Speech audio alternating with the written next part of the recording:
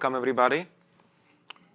My name is Vladimir Bahyl, and today I'm going to speak about how CERN leverages tape in running the active archive of the physics data. I've been responsible for tape storage for the past 15 years, so I kind of know pretty much all kinds of details. The data flow is the following. Data is coming from the detectors at roughly 40 gigabytes per second. Then it is stored on this EOS big disk system, where it is analyzed by local batch farm. At the same time, data is stored on tape and distributed to the participating centers around the world. Let's now have a look at CERN Tape Archive architecture. This is basically a smaller instance of the EOS. It's basically using the same software as a namespace and disk pool manager.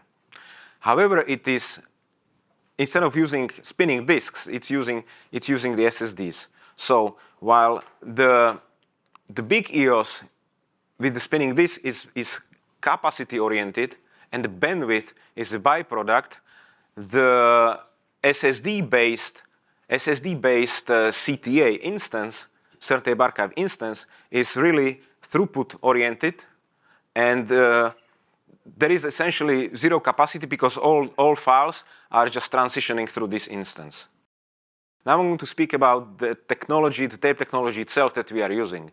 And here I want to emphasize that CERN has been using tape since the last millennium, and we understand it very well, and it's been strategic ever since for us.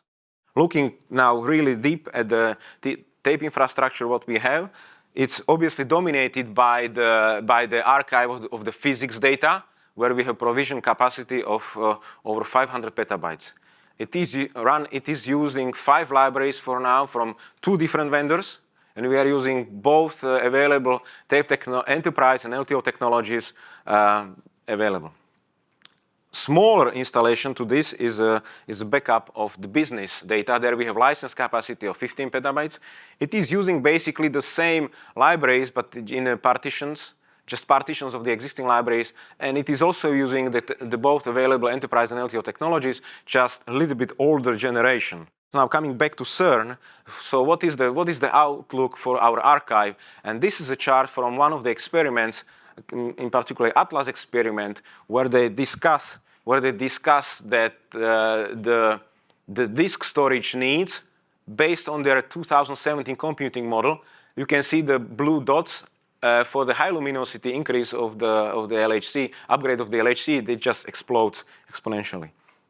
So because it is significant effort to change the software model, they are using different ways how they could mitigate this huge gap between disk resources and the budget available, which is basically flat. So obviously one of the prime targets is to use tape more actively for various I/O intensive workflows. What does it mean for our archive? For the next 3 to 4 years, we are expecting 180 petabytes per year at roughly 40 gigabytes per second. We are now at half an exabyte. This will go quickly to 1 exabyte. And then it will, what you just saw from the Atlas experiment, the size will just grow exponentially. So in summary, as I said, tape is strategic for CERN, and it is because it's right now the best currently available archive storage device in terms of cost, reliability, and stability of long-term periods.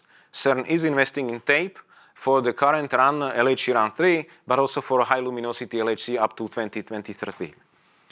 Storage needs are growing, but the budgets are kind of flat. Okay, so we need to look for these solutions, and data retrieval never stops. It's already exceeding 1 exabyte per year. So we are definitely going to use tape more at CERN, and we are going to implement new tape workflows.